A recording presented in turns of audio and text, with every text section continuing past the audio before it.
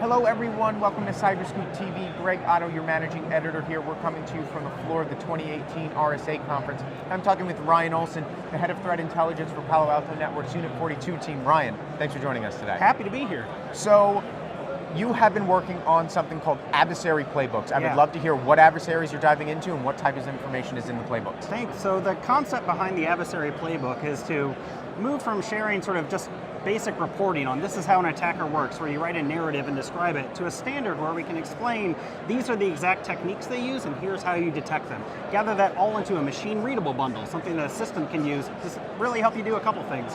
One would be determine how are we defending against that adversary, map it back to your defenses, but also maybe generate the ability to emulate that adversary, emulate a specific adversary. Say, how does the oil rig group attack networks? Let me see what that looks like in my network. And to do it in a standardized way, so many vendors can do it, not just one vendor all at one time. So you mentioned the oil rig group. These playbooks, we're talking about APT type of groups. Certainly. So the main idea would be around attackers that use the same tools over and over, they use the same techniques. Let's codify those so that we can defend against them. It doesn't have to be an espionage group though. A group that's launching sophisticated attacks for criminal purposes, you could also represent them in a playbook. So are these playbooks, you were talking about them being machine readable, so they're not necessarily like a PDF that a CISO is reading. This is something that's being programmed directly into a SOC. That's the goal. We can write PDFs all day long, but someone has to read it and then do something with it, and that takes time, which is slow. So instead what we picked up was two sort of open frameworks. One is something called ATT that was made by MITRE, which is a framework for describing specific techniques. Okay. And the other one is actually STIX 2.0, the new version of STIX that's JSON.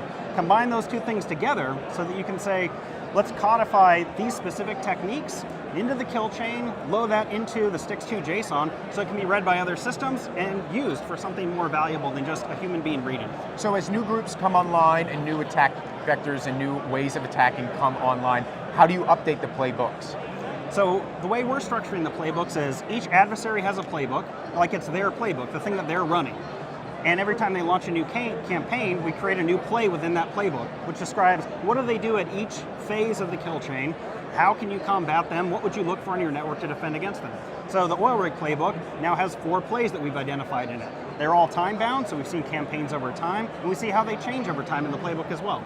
So you spent a lot of time looking at a lot of sophisticated attack vectors and groups that are launching all different kinds of attacks.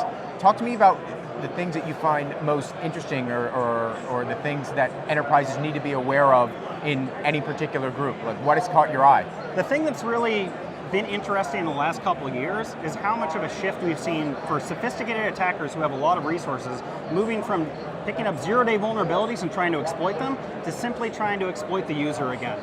Create a macro document, like an Office document, Word or Excel, put an image in it that says click on enable content, and once they do that, it infects their computer with whatever Trojan the attacker wanted to infect them with.